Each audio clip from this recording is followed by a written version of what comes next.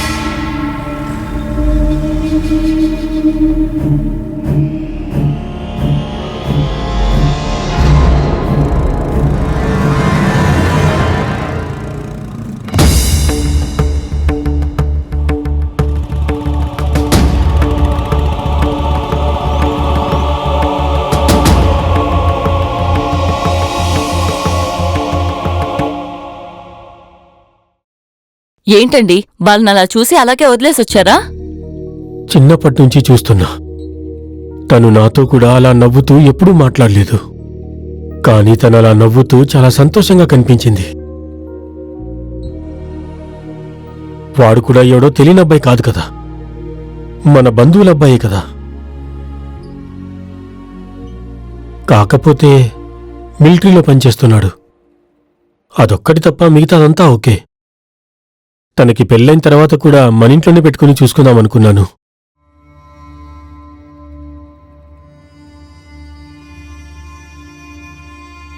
కానీ అది జరిగేలా లేదు. సరేలే, వాళ్ళు సంతోషంగా ఉంటే మనకి మంచిది కదా.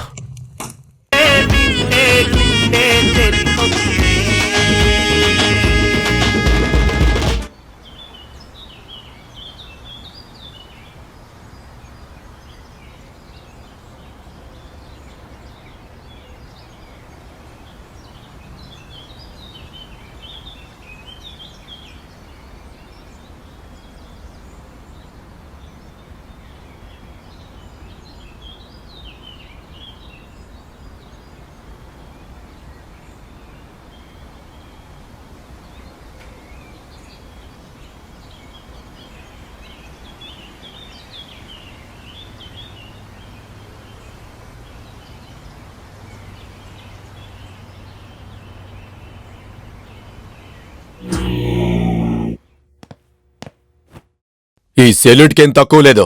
స్టేషన్లో కూర్చొని ఏం పీకుతున్నావు నువ్వు? నీకు ఆ ఊళ్ళో పోస్టింగ్ ఇచ్చిందెందుకు? ఊరంతా దొంగతనం చేస్తుంది, దాన్ని కంట్రోల్ చేస్తావనే కదా. కానీ చూస్తుంటే నువ్వు కంట్రోల్ చేస్తున్నట్లేదు. ఏంటి, వాళ్లతో బేరం మాట్లాడుకున్నావా? సార్, ఏంటయ్యా సారు, ఇన్నాళ్లు కేరళకెళ్లి దొంగతనం చేసేవాళ్ళు ఇప్పుడు కలెక్టర్ ఇంటికి చొరబడ్డారు. అక్కడ డ్యూటీలో ఉన్న పోలీసుని కూడా చంపేశారు. విధిగా అడ్డమైన వాళ్ళందరూ కాకి డ్రెస్ వేసుకొని పోలీస్ అంటుంటారు.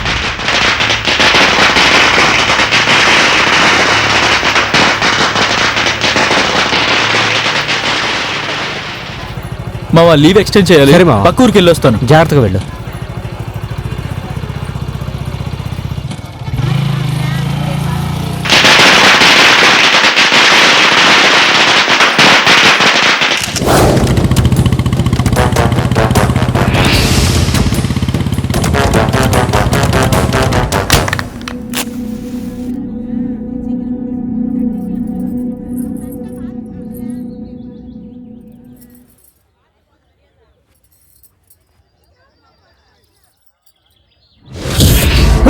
ఏవండి?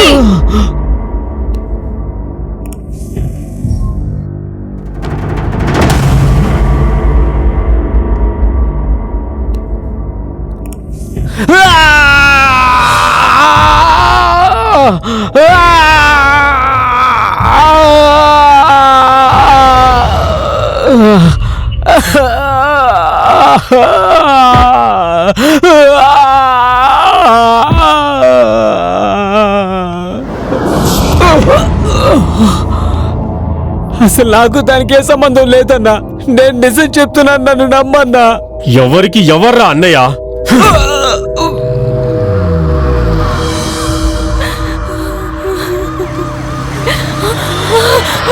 అయ్యో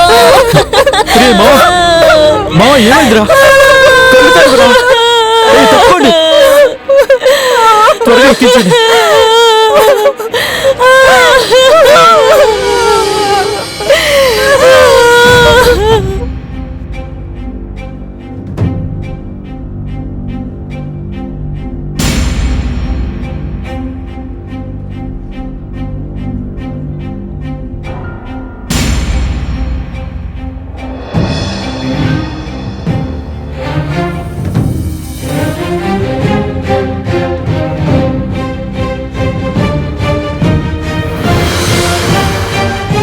ఏం బాబు, బాగున్నావా? బాగున్నానండి.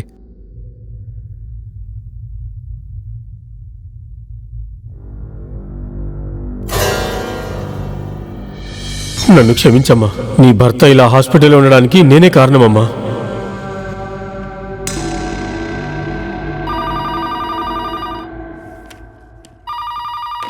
హలో, అవును పోలీస్ స్టేషన్ చెప్పండి. చెప్పండి. అవును, సరే చెప్తాను. Okay okay.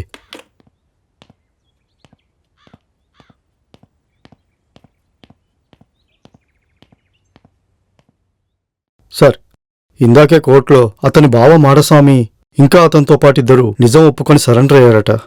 తన చెల్లి పెళ్లి చేయడం కోసమే తను దొంగతనం చేశాడట. వాళ్లే అక్కడున్న పోలీసుని చంపారు. ఇప్పుడు మీరు కొట్టిన అతను దొంగతనం మానేసి మారిపోయాడట. ఆ సెల్ ఫోన్ అతందే, కాకపోతే మాడస్వామి ఆ సెల్ ఫోన్ని వాడాడట. మీరే తొందరపడ్డారు.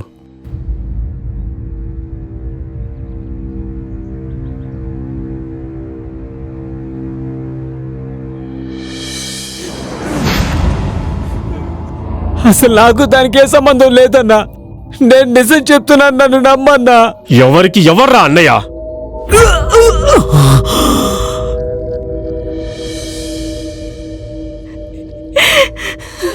అయ్యో అయ్యో అయ్యో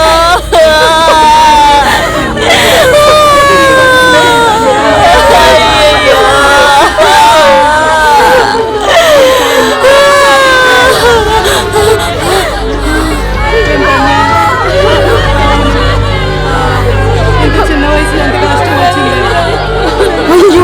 ఈ అమ్మాయి కళ్ళు తిరిగి పడిపోయింది. త్వరగా బొగ్గులో ఎండు మిరపకాయలు వేసి తీసుకురండి, త్వరగా.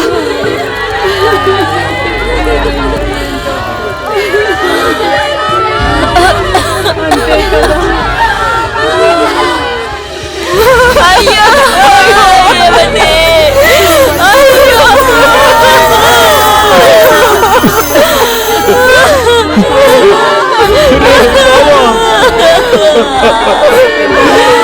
నన్ను వదిలేసి వెళ్ళిపోయారే.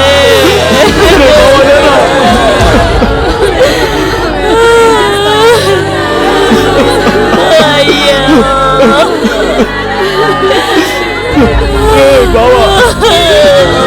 అయ్యయ్యో.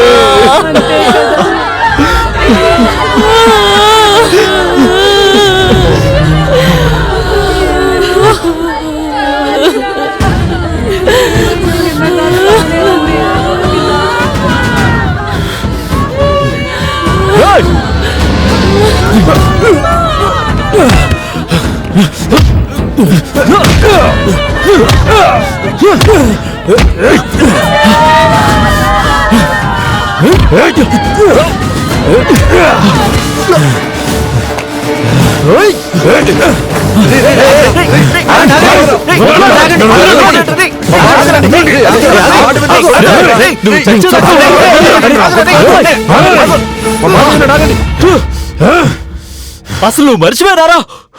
మారి మంచోళ్ళ బతికేవాన్ని అనవసరంగా కొట్టి చంపేశావు కదరా. వాడికెవరూ లేరనుకున్నావా? నేనున్నాన్రా. నీ మీద కేసు వేసి నీకు ఉద్యోగం కూడా లేకుండా చేస్తాను.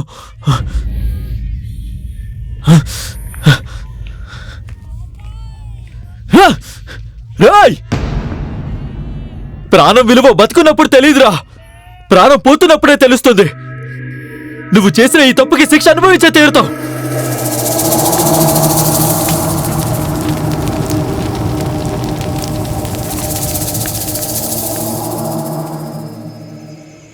ఎలాగైనా నీకు పెళ్లి చెయ్యాలని నేను మొక్కని దేవుడు లేడు, వెళ్ళని ఊరు లేదు. నీకోసం బంగారాన్ని ఆ దేవుడే పంపించాడు. అన్నీ బాగానే జరుగుతాయనే సమయానికి ఇలా జరిగింది. అసలెందుకురా నీకెంత కోపం? కోపడకుండా ఇక నన్నేం చేయమంటావు? ఇంట్రాగేషన్ పేరుతో కొట్టి చంపుతాడు, నీ చేతులు కట్టుకొని ఊరికే కూర్చోవాలా? నా మాట మీద గౌరవంతో నేను చెప్పానని పూర్తిగా మంచోళ్ళ మారిపోయాడు. వాడు మారాడని మనిద్దరికేగా తెలుసు. పోలీసుల దృష్టిలో వాడు దొంగోడేగా. చేసిన తప్పుకి వాడు శిక్ష అనుభవించాలి. ముందు వెనక ఆలోచించకుండా తొందరపడ్డావు నువ్వు. ఇప్పుడు నేనే మొహం పెట్టుకుని ఆ ఇంట్లో అడుగు పెట్టాలి? ఇంత గొడవ జరిగినా నా పెళ్లి ముఖ్యమా? రే, ఏం మాట్లాడుతున్నావురా? నువ్వు గతం గురించి ఆలోచిస్తున్నావు, నేను భవిష్యత్తు గురించి ఆలోచిస్తున్నా. ఒక్కసారైనా పిల్ల గురించి ఆలోచించావా? ఆ రోజు ఒక్క క్షణం నువ్వు ఆలోచించినా అంతమంది ముందు మా అన్నయ్యని అలా కొట్టుండేవాడివి కాదు. ఇటు చూడు బంగారం, చిన్నప్పటి నుంచి వాడు నాతోనే పెరిగాడు. చేయని తప్పుకి వాడిని అలా చంపేస్తే ఎంత బాధ కలిగిందో తెలుసా? సరే, తన భార్య ఏం తప్పు చేసింది? తను నీ ఫ్రెండే కదా. తాళి కట్టిన రోజే తాళి తెంచేసుకుంది. చూడు బంగారం, ఎంత జరిగిన తర్వాత కూడా నాకు మీ అన్నయ్య నిన్నిచ్చి పెళ్లి చేస్తాడన్న నమ్మకం లేదు. నీకు నా మీద నమ్మకం ఉంటే నాతో వచ్చే. అసలు నా గురించి నువ్వేమనుకుంటున్నా? నేను చిన్నప్పటి నుంచి ఒక్కసారి కూడా మా అమ్మ నాన్నని చూడలేదు. నాకు మా అన్నయ్య అంటే ప్రాణం. మరి నేను నీకు ముఖ్యం కాదా? 2 కళ్ళలో ఏకనిష్టం అని అడిగితే నేనేం సమాధానం చెప్పను చెప్పు? మా అన్నయ్య కోపం ఎక్కువని నాకు తెలుసు, కానీ నా విషయంలో నా సంతోషమే ముఖ్యమనుకుంటారు. నాకు మా అన్నయ్య మీద నమ్మకం ఉంది. నువ్వు దిగులు పడకుండా వెళ్ళిరా.